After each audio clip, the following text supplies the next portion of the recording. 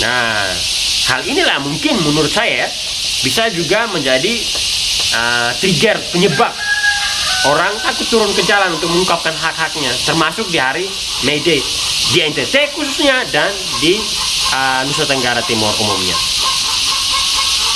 Ya, jadi kurang lebih itu 3 hal itu yang menyebabkan orang NTT umumnya dan orang Flores khususnya tidak turun ke jalan.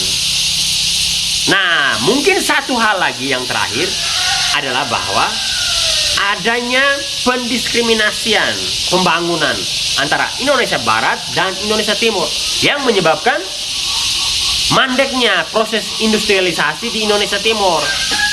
Karena itu tidak mentumbuh komunitas buruh industri di Indonesia Timur seperti di Makassar, kecuali di Makassar ya. Jadi tidak boleh anti industrialisasi. Kalau anti industrialisasi, ya kita kembali ke zaman batu. Saya tidak mau kembali ke zaman batu. Ngapain kembali ke zaman batu? Ini kita sudah maju kok mundur lagi. Oke, jadi saya kira itu saja. Saya mau rebus talas ini sudah banyak nih, ini. Saya cuci dulu dengan garam supaya nananya keluar. Setelah itu baru saya rebus. Supaya jangan gatal. Kalau langsung rebus dia gatal. Oke, itu saja apa yang saya jelaskan. Itu saja konten yang ingin saya jelaskan soal May Day ya. Semoga konten ini bermanfaat dan selamat berjuang para buruh. Kita harus melawan kapital untuk kepentingan kesejahteraan masyarakat seluruh dunia. Oke, selamat Hari Buruh, selamat berjuang, selamat berdemo. Semoga kita selalu sejahtera di dunia ini dengan melawan kaum kapital yang eksploitatif dan menindas. Oke, selamat. Salam dari Flores ya, salam sehat, salam melawan COVID-19. Dah, baik.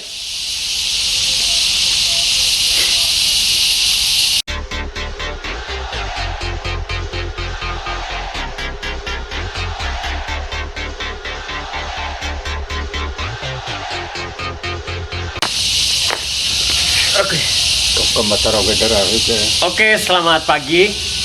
Hari ini adalah tanggal 1 Mei, yang berarti adalah hari May Day. Dan hari May Day itu adalah hari buruh sedunia.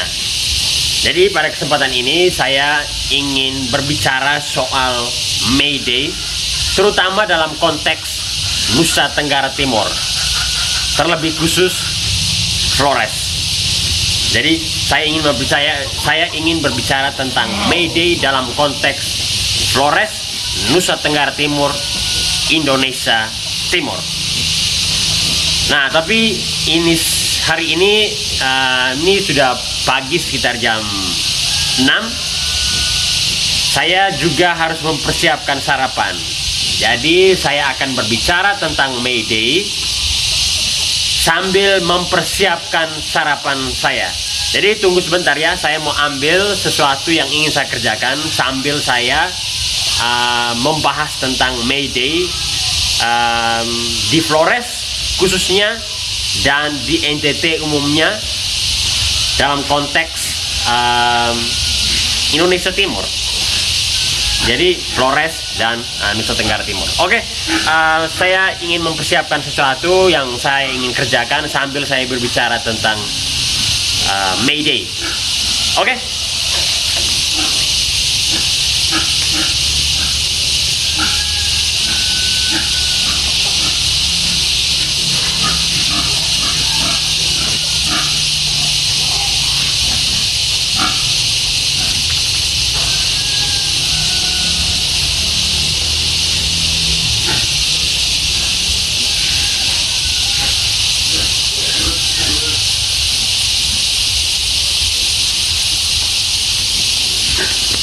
Oke, jadi pagi ini saya dan saya punya bapak, kami mau sarapan talas. Jadi kami mau rebus talas sambil minum dengan kopi dan teh, karena saya tidak minum kopi. Nah, tadi kan saya berbicara soal May Day ya, dalam konteks Nusa Tenggara Timur. Hei, Lenin, undur. ini saya mau berbicara tentang May Day ini. Ini yang kau perjuangkan dulu waktu di Rusia. Oke, Lenin, kau jangan ganggu. Saya mau berbicara tentang May Day, ya. Oke, jadi aduh, Lenin ini ganggu. Memang saya tahu hari ini hari May Day. Saya tidak pergi demo karena di Flores hampir tidak ada demo. Nanti saya jelaskan kenapa tidak ada demo di Flores. Kau jangan marah dengan saya, Lenin. Oke. Jadi seperti saya jelaskan tadi bahwa saya mau berbicara tentang May Day dalam konteks Flores, ya. Tapi mungkin akan menyinggung sedikit soal NTT. Nah, pertanyaannya, apa itu May Day? May Day adalah Hari Buruh Internasional. Dan biasanya Hari Buruh Internasional itu diisi dengan demo yang dilakukan oleh para buruh. Demo untuk apa? Ya, demo untuk menuntut hak-haknya atau memperjuangkan hak-haknya di hadapan kaum kapital, yakni para kapitalis yang adalah investor, pengusaha, tuan tanah, dan masih banyak lagi. Ya, yang mereka perjuangkan adalah gaji yang lebih baik, lalu kondisi kerja yang harus lebih baik. Nah, tapi juga ada perjuangan yang lebih bersifat ekonomi politik, yakni dengan merubah sistem pemerintahan dalam satu negara yang bersifat kapitalis menjadi sosialis. Kenapa sosialis? Karena dalam negara sosialis yang memimpin kekuasaan negara adalah kelas pekerja atau kaum buruh. Jadi idealnya demo yang dilakukan itu di hari May Day adalah demo yang menuntut perubahan struktur pemerintahan, struktur ekonomi dari struktur yang bersifat kapitalis menuju struktur yang lebih bersifat sosialis. Seperti itu. Tapi hari ini May Day di banyak tempat lebih banyak didominasi oleh tuntutan-tuntutan yang hanya menyoal soal peningkatan gaji buruh, perbaikan kondisi kerja, soal apa lagi namanya, kontrak yang adil. Nah, itu yang dipersoalkan, itu yang diperjuangkan. Kurang ada perjuangan atau tuntutan yang bersifat ekonomi politik yang seperti saya jelaskan tadi, misalnya merubah sistem kapitalis menjadi lebih sosialis. Nah, di Indonesia sendiri May Day itu dirayakan dengan demo. Kalau kalian lihat di TV-TV ya sering orang berdemo, para buruh berdemo di hari May Day. Mereka turun ke jalan menuntut hak-haknya. Tetapi saya sering dengar berhadapan dengan May Day seperti ini dan buruh biasanya demo, itu kebanyakan kelas menengah itu agak sedikit nyinyir ya dengan para buruh. Kenapa mereka nyinyir? Karena menurut mereka para buruh membuat kemacetan di jalan umum di hari May Day. Saya pikir nyinyirnya mereka ini adalah nyinyir yang tidak tahu diri ya. Kenapa? Karena kelas menengah ini sebenarnya mereka adalah mereka adalah kelas buruh. Hanya saja mereka adalah pekerja keraputi yang mungkin mendapatkan gaji yang jauh lebih baik daripada para buruh yang bekerja di perusahaan atau di perkebunan, buruh-buruh kasar itu. Nah, mereka selalu nyinyir kalau para buruh kasar ini melakukan aksi May Day dengan demo yang menuntut misalnya kenaikan upah. Padahal mereka kalau dilihat dari kacamata ekonomi politik, mereka adalah para buruh. Yang bedanya mereka adalah buruh kera putih, sedangkan para buruh yang berdemo itu kebanyakan adalah buruh yang bekerja di perusahaan atau perkebunan, buruh-buruh kasar itu. Itu saja bedanya. Nah, mereka sering nyinyir, tapi sialnya tuntutan para buruh soal kenaikan upah, soal macam-macam ya, kondisi kerja yang lebih baik, para buruh kelas menengah, ini istilah Weberian yang sebenarnya tidak terlalu pas dipakai ya, juga menikmati hasil itu. Mereka bisa mendapatkan gaji yang lebih besar. Kalau UMR-nya naik, tentu saja gaji mereka akan naik juga. Kalau ada tunjangan hari raya yang lebih baik, yang merupakan akibat dari tuntutan para buruh, kelas pekerja kera putih ini, ya saya tidak usah sebut sebagai kelas menengah ya, nanti saya disebut Weberian, itu juga mendapatkan akibat yang lebih baik dari aksi demo para buruh di hari May Day itu. Jadi sebaiknya Anda tidak usah nyinyir kalau para buruh demo, karena Anda juga mendapatkan akibat positif dari demo yang dilakukan oleh para buruh. Dan Anda sendiri adalah buruh, jadi Anda harus tahu diri. Hanya bedanya Anda adalah buruh kera putih, tapi Anda bekerja pada kapital. Nah, itu di Indonesia. Jadi banyak buruh yang turun ke jalan di hari May Day. Tetapi mungkin di masa pandemi COVID-19 agak kurang ya buruh melakukan itu, karena hari ini adalah hari May Day, tapi bersamaan dengan kita menghadapi pandemi COVID-19. Jadi turun ke jalan membuat kerumunan bisa menyebabkan penyebaran virus corona ini makin menggila ya. Kita tidak mau jadi seperti India yang hari ini sulit sekali untuk mengatasi COVID-19. Ya, itu salah satunya karena memang orang tidak lagi terlalu percaya sama protokol kesehatan. Mereka turun ke jalan dan membuat kerumunan massa, dan itu bisa menyebabkan berkembang begitu cepat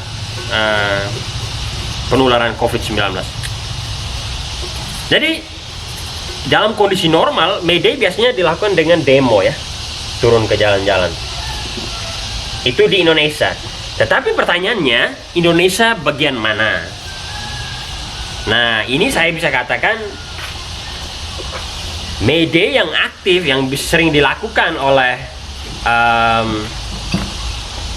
para buruh, atau di demo yang sering dilakukan para buruh itu lebih sering dilakukan di Indonesia Barat, bukan di Indonesia Timur umumnya, dan lebih khusus di Flores dan Nusa Tenggara Timur. Alasannya kenapa?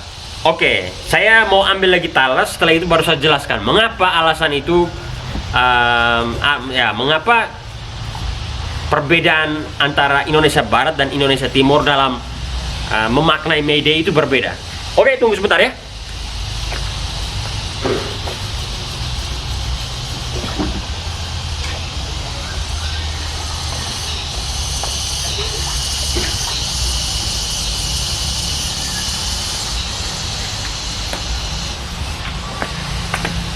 Oke, jadi ini mungkin saya akan berbicara lebih luas soal Indonesia Timur.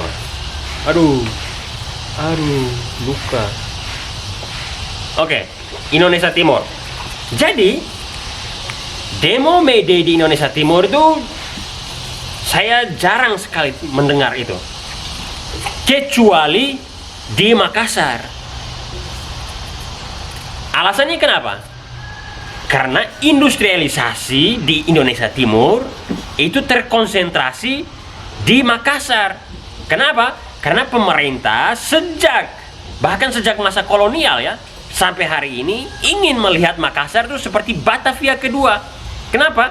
Karena kalau Makassar bisa dibangun dengan baik, dengan industrialisasi, maka akan menimbulkan apa yang disebut dengan trickle down effect untuk provinsi-provinsi yang lain. Jadi mereka membangun Sulawesi Selatan, terutama Makassar. Nah, itu sudah terjadi sejak zaman kolonial yang dibuat terus-menerus bahkan hingga hari ini. Jadi industrialisasi terkonsentrasi di satu tempat. Makanya buruh yang progresif itu, terutama buruh perusahaan, itu lebih banyak terkonsentrasi di Indonesia Timur itu di Makassar, di Sulawesi Selatan. Maka demo hanya terjadi di sana. Demo May Day. Sedangkan di tempat lain saya kurang mendengar adanya May Day. Nah, dalam konteks Flores dan NTT itu kenapa May Day itu kurang dirayakan atau orang tidak turun ke jalan?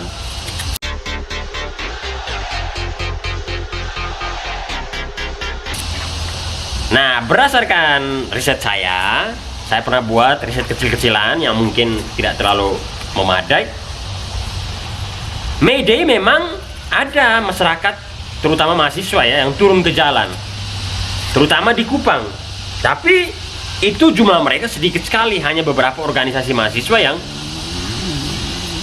yang progresif yang turun ke jalan di hari May Day, dan jumlah mereka sangat kecil. Sedangkan di Flores itu hampir tidak ada. Mungkin tidak ada ya orang turun May Day. Tahun 2019 saya membuat riset itu, saya tidak menemukan ada orang Flores yang turun ke jalan di hari May Day. Jadi pertanyaannya, ini saya ingin langsung ke alasannya. Pertanyaannya, mengapa May Day di NTT umumnya dan di Flores khususnya tidak dirayakan atau kurang mendapat respon yang yang progresif seperti yang terjadi di tempat lain, seperti di Jawa atau Indonesia Barat pada umumnya, dan di Makassar atau Sulawesi Selatan khususnya di Indonesia Timur. Oke, alasan pertama adalah bahwa kemajuan industrialisasi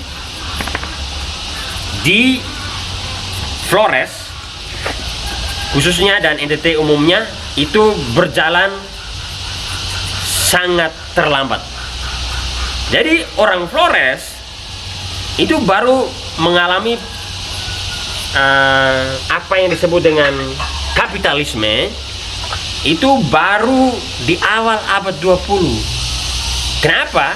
Karena pada saat itu kolonialisme Belanda mulai memindahkan kapitalnya dari Jawa dan Sumatera ke pulau-pulau lain di Indonesia, salah satunya ke Flores dan beberapa tempat atau wilayah di NTT. Jadi kapitalisme tumbuhnya telat di Flores. Karena itu pertumbuhan buruh juga menjadi tidak banyak. Nah, di Flores sendiri hari ini yang paling dominan itu adalah buruh tani. Sedangkan buruh industri hampir tidak ada. Kenapa? Karena tidak ada industri. Ya, makanya tidak ada buruh industri. Dan buruh tani jarang dilibatkan dalam proses pemaknaan May Day yang progresif itu. Apalagi di Flores dan di NTT umumnya hari ini itu masih didominasi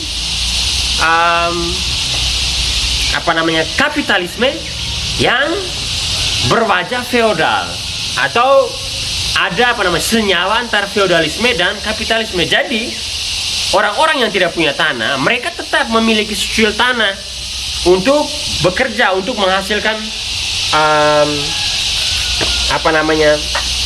kebutuhan pangan mereka. Dengan cara apa? Dengan cara meminjam tanah atau menggadai tanah dari tuan tanah. Jadi mereka tidak benar-benar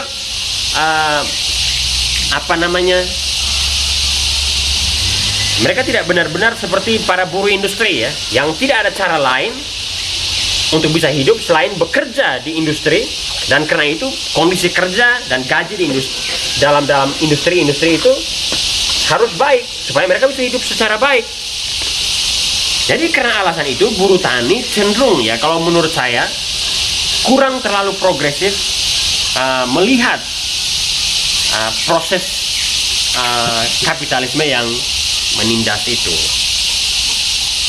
Kenapa? Karena mereka masih bekerja pada tanah-tanah tuan feodal, dan kalau mereka demo bisa saja tuan feodal akan mengambil tanah-tanah mereka itu. Jadi mereka punya ketakutan itu.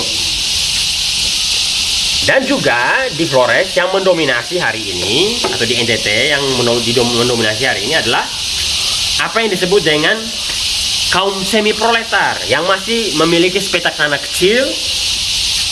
Karena itu ya mereka berjuang sedemikian rupa untuk bisa hidup walaupun dengan tanah yang kecil. Nah ini beda dengan buruh industri yang tidak punya apa-apa, yang harus berjuang vis a vis melawan kapital. Kalau mereka tidak seperti itu, buruh industri tidak bisa hidup. Nah kalau di Flores yang didominasi oleh semi proletar itu, yang tanahnya kecil, tapi karena pada hari tertentu atau musim tertentu mereka menjadi buruh upahan di petani feodal atau kapitalis, itu tidak punya watak yang progresif seperti buruh industri, karena mereka masih punya secuil tanah untuk bisa hidup. Nah itu alasan pertama ya, bahwa kapitalisme di Flores berkembang terlambat, baru di awal abad 20. Ini beda sama di Jawa dan Sumatera yang jauh sebelum itu sudah ada kapitalisme, khususnya kapitalisme Belanda. Oke, lalu alasan kedua, kenapa May Day itu kurang dirayakan di Flores khususnya dan di NTT umumnya, adalah yang pertama itu karena adanya pendepolitisasian. Nah, pendepolitisasian saya bagi ada dua. Pendepolitisasian yang dilakukan oleh agama dan pendepolitisasian yang dilakukan oleh negara. Nah, pendepolitisasian yang dilakukan oleh agama itu ya kalau di konteks Flores dilakukan oleh gereja Katolik. Nah, cara melakukannya seperti apa? Nah, ini saya baca misalnya dari yang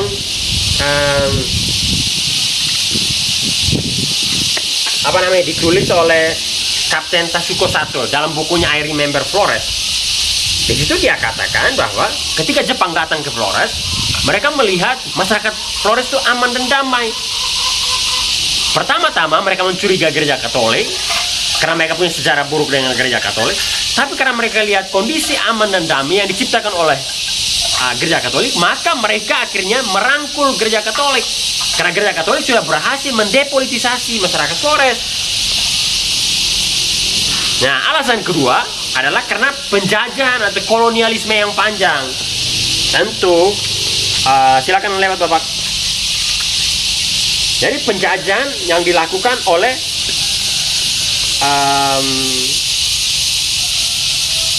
kerajaan Majapahit, Hindu Majapahit, sampai abad ke-14, lalu oleh kerajaan-kerajaan kecil lainnya di Indonesia Timur seperti Ternate, kerajaan Goa, Kesultanan Bima. Nah inilah kerajaan-kerajaan inilah yang mendepolitisasi watak politik orang Flores. Oke, tapi saya ingin lanjutkan soal gereja tadi. Ada yang missing yang harus saya jelaskan. Jadi selain buku I Remember Flores yang ditulis oleh Tasuko Sato itu, ada juga disertasi yang ditulis oleh John Lambert Gordon. Nah, di disertasi itu John Lambert Gordon mengatakan begini, tahun 50-an gereja Katolik melakukan apa yang disebut dengan katolisize the adat. Jadi mengkatolisasi adat. Kenapa? Karena adat dilihat sebagai institusi yang bertentangan dengan ajaran agama Katolik. Karena gereja Katolik melihat gereja sebagai societa perfecta. Jadi komunitas yang paling sempurna. Jadi komunitas atau institusi di luar itu dianggap sebagai tidak sempurna atau bertentangan dengan ajaran gereja Katolik. Karena itu harus ditiadakan. Makanya misionaris-misionaris cenderung bertentangan dengan tuan-tuan feodal dulu. Karena mereka melawan praktik-praktik paganisme atau animisme yang mereka anggap sebagai sesuatu yang bertentangan dengan ajaran agama Katolik. Tetapi gereja akhirnya sadar ya setelah Konsili Vatikan kedua, mereka mulai revitalisasi kembali adat itu dengan menginkorporasi nilai-nilai budaya adat di dalam gereja Katolik. Itu dilakukan oleh beberapa uskup, misalnya Uskup Van Bekom di Manggarai. Uskup Van Bekom ini disebut sebagai Uskup Kerbau. Nah, ini suatu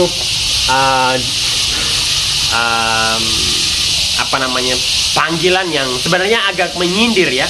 Tapi ya Uskup Van Bekom sudah berusaha untuk kembali menghargai budaya, yang kembali menghargai adat yang sebelumnya didepolitisasi oleh gereja Katolik setelah sebelum Konsili Vatikan kedua.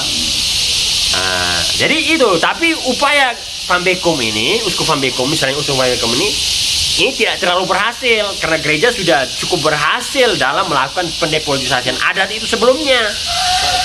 Jadi depolitisasi yang dilakukan itu baik dan perlu diapresiasi, tetapi tidak cukup berhasil. Jadi ya masyarakat Flores masih tetap terdepolitisasi. Oke, jadi dua alasan sudah saya kemukakan. Pertama, pendepolitisasian oleh gereja Katolik. Yang kedua, oleh kolonialisme. Dan yang ketiga, itu pendepolitisasian oleh pembantaian 65. Jadi 65 itu, pembantaian 65 itu terjadi juga di Flores ya. Di Maumere itu sekitar 80 sampai 2.000 orang. Karena menurut Pater John Prior, pembantaian 65 di Maumere itu dilakukan berbasiskan suku, bukan ideologi. Jadi banyak sekali orang yang dibantai. Pembantaian ini membuat orang itu takut untuk mengungkapkan hak-haknya. Jadi orang mau mengungkapkan hak-haknya, untuk mengklaim hak-haknya di hadapan kekuasaan, itu mereka takut karena nanti mereka akan dicap sebagai PKI. Jadi mereka takut. Nah, hal inilah mungkin menurut saya bisa juga menjadi trigger, penyebab orang takut turun ke jalan untuk mengungkapkan hak-haknya, termasuk di hari May Day di NTT khususnya dan di Nusa Tenggara Timur umumnya. Ya, jadi kurang lebih itu 3 hal itu yang menyebabkan orang NTT umumnya dan orang Flores khususnya tidak turun ke jalan. Nah, mungkin satu hal lagi yang terakhir adalah bahwa adanya pendiskriminasian pembangunan antara Indonesia Barat dan Indonesia Timur yang menyebabkan mandeknya proses industrialisasi di Indonesia Timur. Karena itu tidak mentumbuh komunitas buruh industri di Indonesia Timur seperti di Makassar, kecuali di Makassar ya. Nah, sekarang hari ini Jokowi ingin membangun Indonesia dari Indonesia Timur dengan membangun berbagai macam infrastruktur. Saya pikir itu baik, walaupun banyak orang tidak setuju. Saya sendiri merasa itu baik karena orang Indonesia Timur tertinggal, jadi perlu dibangun infrastruktur. Nah, setelah dibangun infrastruktur yang baik, maka langkah berikut yang harus dilakukan oleh pemerintah, saya tidak tahu apakah Jokowi bisa melakukan itu, tapi saya harap pemerintah berikut adalah dengan membangun industrialisasi. Tidak ada negara yang maju atau daerah yang maju tanpa industrialisasi. Jadi industrialisasi itu harus dibangun. Tidak boleh anti industri. Tidak boleh kita anti industri. Karena hanya untuk bisa maju, kita harus punya industri. Jadi perlu dibangun industrialisasi di Indonesia Timur. Tapi industrialisasi yang dikontrol oleh kelas pekerja yang aktif atau buruh yang aktif melalui demo-demo tadi. Supaya apa? Supaya hak-hak para buruh bisa diperhatikan. Itu menurut saya. Itu menurut saya. Industrialisasi itu bukan hal yang buruk ya. Industrialisasi itu hal yang baik. Baik itu dalam negara sosialisme maupun negara kapitalisme. Jadi bukan berarti di negara sosialisme tidak boleh ada industri. Ada. Dua-duanya ada. Kenapa? Karena untuk bisa berkembang, bisa maju, kita harus mengindustrialisasikan masyarakat. Tetapi proses industrialisasi itu harus menghargai hak-hak manusia. Harus dihargai itu dengan kondisi kerja yang baik, upah yang baik, kontrak yang jelas. Nah, itu perlu dilakukan. Jadi tidak boleh anti industrialisasi.